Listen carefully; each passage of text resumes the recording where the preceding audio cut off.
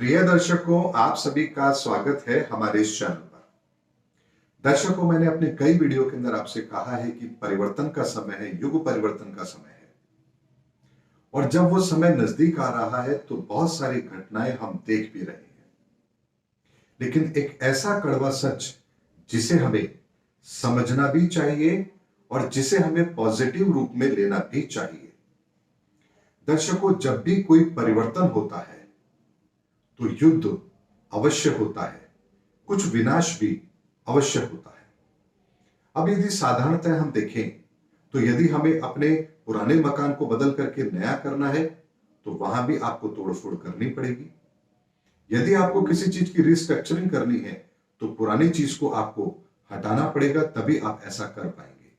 अगर आप अपने घर के अंदर सामान के अंदर भी कुछ परिवर्तन करना चाहते हैं तो पुराना सामान आपको हटाना पड़ता है, तब जाकर नए सामान के लिए आपके घर में जगह बनती है।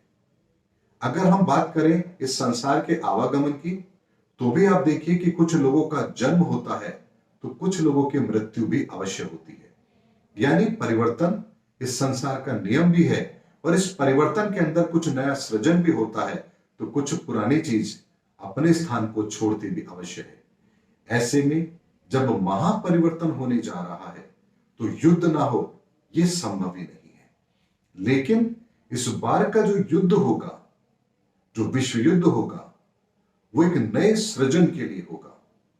पहले जो युद्ध हुए वो अलग तरह के थे, लेकिन इस बार का जो युद्ध होगा, जो महायुद्ध होगा, लेकिन हालांकि उसमें भी समय बहुत बाकी है, लेकिन इस परिवर्तन से पहले युद्ध ना हो और उस युद्ध में विनाश ना हो, यह संभव ही नहीं है। ऐसा होगा जरूर। और ऐसा क्यों होगा? क्योंकि कुछ दुष्ट प्रवृत्ति के लोग कभी भी ना बातों से पहले समझे थे, ना आगे कभी बातों से समझेंगे। उन्हें इस संसार के अंदर विदा यदि होना है तो वो अपना विनाश तो कराएंगे ही, साथ में अपने ही समान दूसरे विचारधारा के जो लोग होते हैं, यानी उनकी जो अपनी आइडियोलॉजी है और उस पर भी चलने वाले जो बहुत सारे लोग हैं, उनको वो लोग एकत्रित भी करते हैं और अपने खुद का तो विनाश करते ही हैं, उनका भी विनाश निश्चित करते हैं। आपने कहावत सुनी होगी ना, हम तो डूबेंगे सनम, आपको भी साथ लेके डूबेंगे। तो ऐसा ही कुछ वो यहां पर अवश्य करते हैं। तभी आप देखिए, महाभारत का युद्ध हुआ तो दुर्योधन अकेला थोड़ी ना मरा, अपने साथ कितने लोगों को लेकर के मरा। रावण को देख लीजिए, अकेला थोड़ी ना मरा, अपने साथ कितने लोगों को लेकर के मरा। ऐसे में जब भी बड़ा परिवर्तन होता है, उससे पूर्व ऐसी परिस्थितियों का निर्माण अवश्य होता है जब एक विशेष विचारधारा के लोग संगठित होते हैं और उनका वो संगठन अपनी ऊर्जाओं को विनाशकारी लीलाओं की तरफ लेकर जाता है, यानी विनाशकारी कदम वो लोग उठाते हैं। और जिसका परिणाम यह होता है कि बहुत सारे लोग अपनी इस विनाशकारी लीला के अंदर अपना अस्तित्व भी आवश्यक होते हैं। और दर्शकों, ऐसा ही माहौल वर्तमान में चल रहा है। तुर्की, उसके साथ जो 100 साल का एक समझौता था वो 2023 में खत्म होने वाला है। उस पर से बहुत सारी पाबंदियां हटेंगी।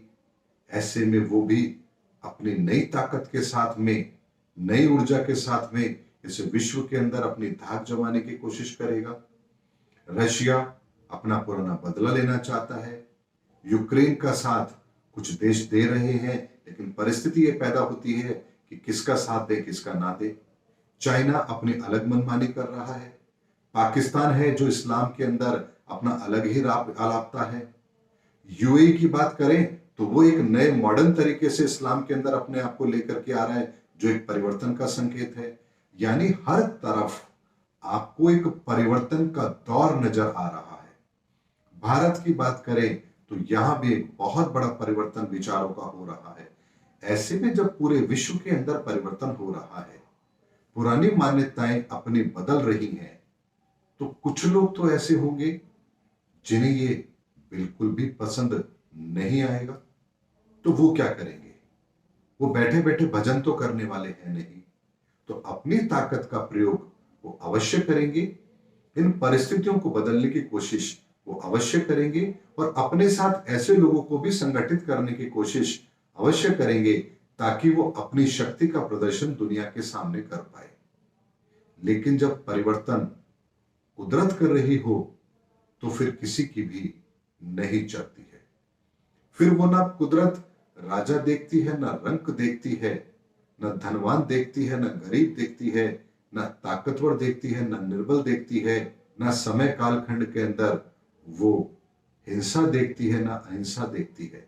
फिर वो अपने तरीके से परिवर्तन करती है और उस परिवर्तन को मानना इस विश्व की मजबूरी भी होती है और विश्व को वो स्वीकार करना ही पड़ता है। और 2018 से हम एक ऐसे ही परिवर्तन को देख रहे हैं और अब हम बिल्कुल मिड में खड़े हैं और अब यहां से हम उस परिवर्तन की ओर भी धीरे धीरे आगे बढ़ रहे हैं जो विश्व में होने वाला है। इसीलिए विनाशकारी लीलाएं भी होंगी, लेकिन ये विनाशकारी लीलाएं अंतिम विकल्प होगा, क्योंकि कुदरत ऐसा उनको पहले कुछ करने के लिए नहीं कहेगी, यानी कुदरत उनको पहले कुछ ऐसा करने के लिए नहीं उकसाएगी। जैसे आपने देखा था महाभारत काल के अंदर युद्ध हुआ, उससे पहले बहुत सारी ऐसी परिस्थितियां बनी। लाक्षागृह आपने देखा था, ध्रुत क्रीड़ा देखी थी आपने, पांडवों का आपने वनवास देखा था, अज्ञातवास देखा था। ऐसी बहुत सारी चीजें होती हैं, लेकिन जो अंतिम युद्ध होता है उस समय पर सारी शक्तियां एक जगह केंद्रित अवश्य होती हैं। और अब यहां पर वह सभी सारी शक्तियां केंद्रित हो जाएं, उसका समय आरंभ हो चुका है। और धीरे धीरे आप इस पूरे विश्व को दो भागों में विभक्त होता हुआ अवश्य देखेंगे।